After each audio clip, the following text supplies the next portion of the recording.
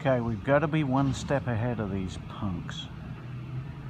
So I'm going to show you some of the tricks that I've put into place. If it's in your budget, I recommend doing it, but there's some very, very inexpensive ideas that can make you feel better and protect you.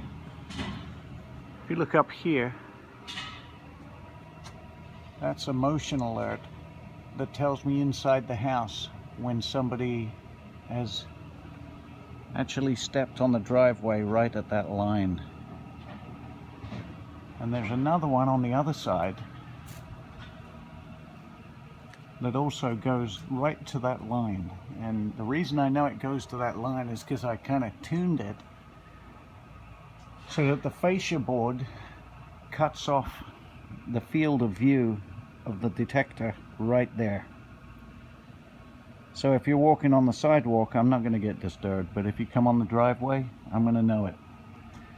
Of course, signs, very inexpensive, might make somebody think twice. If you come on to the driveway, I'm going to know you're there. If you come to the door, you're going to know that I know you're there.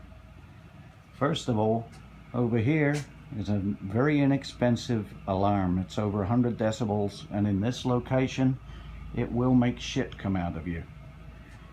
Down here is a modified alert that tells me inside the house that somebody is here, and the reason it's low is so that when the cat wants to come in, it's like ringing the bell, basically.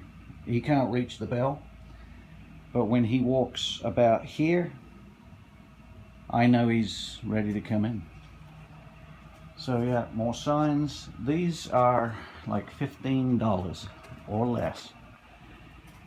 And I modify them by putting PVC pipe to narrow the field of view so that it just shoots right across here and doesn't capture anything else that I don't want.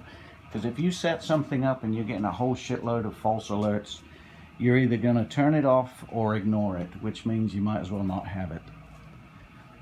So now let's go over to, of course, all the cameras you're aware of. But this is kind of a point that we're trying to make here, is putting a lock on your breaker box. I put a lock on the breaker box years ago. I've recommended everybody do it, and I think for the most part many of you have, but if you haven't yet, now is a good time because it's pretty clear that they're in the area. Now if you do, or if the burglar does decide to come this way, again, there's more warning signs. He's just passed another camera. He's also on camera back there. If he approaches the gate, over here I got some more fun toys. Another modified alarm, 100 decibels, and another alert which tells me that somebody's here. And the reason they're that far off the ground is so the animals don't set it off. Again, trying to avoid false alarms. So it's an inexpensive way of protecting yourself. If it's not in the budget for you to get a complete alarm system, the least you can do is put a padlock on your breaker box and maybe spend a couple of bucks on some alarms, or even these guys, you know, the driveway alert system from Bunker Hill. Get them at Harbor Freight, just to let you know somebody's there, because a lot of people don't have windows that you can look out of, really. So unless you have an alert, you have no idea what's going on outside your house. And you know, the famous motto, when seconds count, the police are minutes away. And in Roseville, they might not show up at all. So that's how I roll. I sleep good at night.